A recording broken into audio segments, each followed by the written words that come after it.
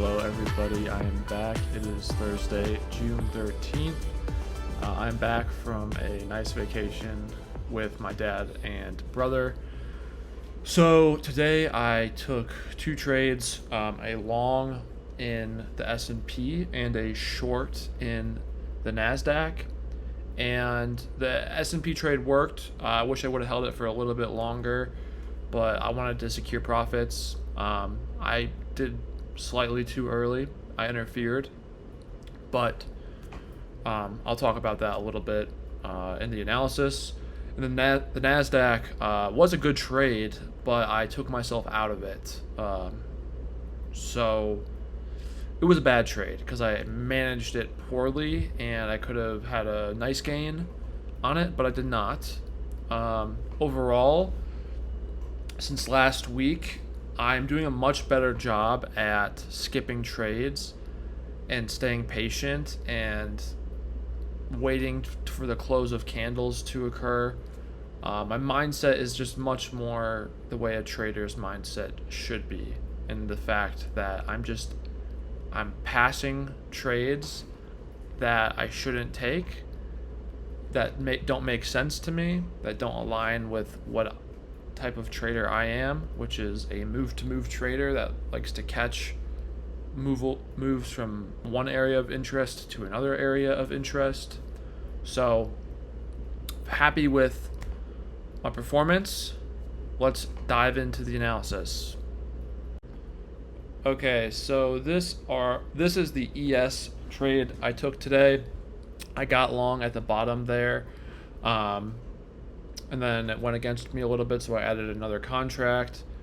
And then, as you can see, I sold out after about 10 minutes, but I wish I would have held for 15 minutes. And then this is the NASDAQ trade I took. As you can see, I sold out right before it went in my favor in a big way. So, missed opportunity here. But yeah, I'll talk about that during the this analysis video. So I could see from the 5-minute and the 15-minute that there is interest pulling this to the upside, from those wicks to the upside. And I did see on the 5-minute that there is a 2 bars to the left. You can see bulls came in and pushed it up, and so I thought maybe we could get a nice little push to the upside. And here, I wish I just left my trade as it was and walked away, because this trade would have netted me $1,000 had I just let this play out exactly as it is now without interfering. So that's a big thing for me that I need to work on. That set and forget. Some people call it a Walmart trade, where you just make the trade, you put it on, you go to Walmart. Something like that, where you just don't interfere at all, because this trade would have worked really well for me. And now I start interfering, and I put the sell order, take profit order up higher, but then I put it back. And yeah, that's a big thing for me, is like, if I'm gonna stay patient and wait for the right trade, I need to stick with it. But I just sold out one of my contracts there, and I just sold out the other because I got scared. I wanted to secure profits fast. Now I do re-enter. I'm happy with that, but I'm still scared. I still don't want to be in the trade, so I get out right away for like $25.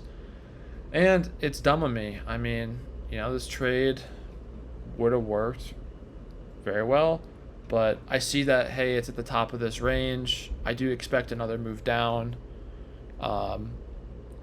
So I'm going against the trend. I'm going against the trend, so I know that's not wise. So I'm not too upset that I did take profits there. I do wish I let it go a little bit higher to at least that moving average. But all things considered, it's not a bad idea to just take a quicker profit um, at this at for a counter trend trade.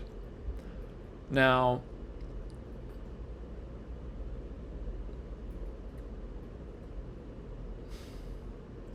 I made this decision based on the hourly and the 15-minute.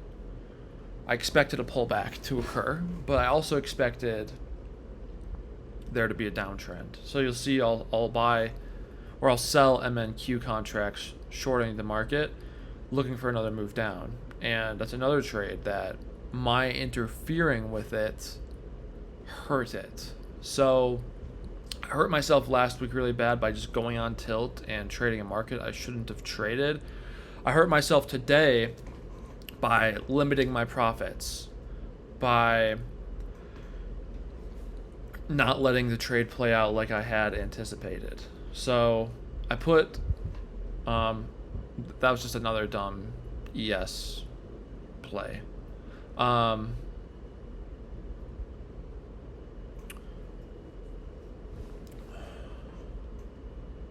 So yeah, I enter short here pretty soon because I see we're not really getting above this level, it looks like. Alright, I had to cut a video. Sorry, I was getting a notification that there was a leak in my apartment, but we are all good. Okay, so yeah, I see on the 15-minute, I'm expecting the bears to come back in, right?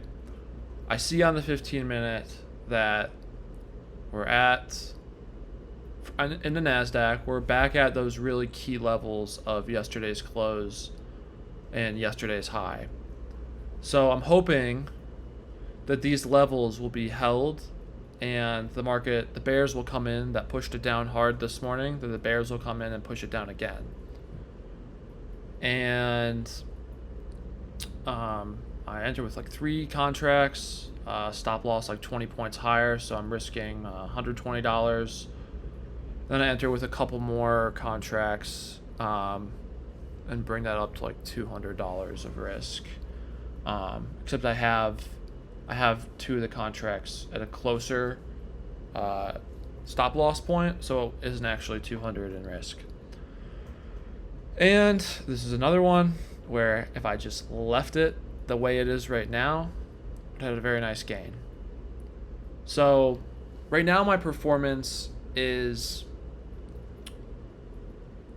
below, there's a gap between my potential, like what my performance should be, and what my performance is. And that gap is pretty wide because I'm not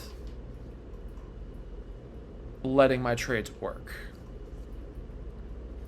And it's hard to let them work. It's uncomfortable to just sit back when you don't know what's going to happen, especially when the trade is in profit and you can have a guaranteed win. So,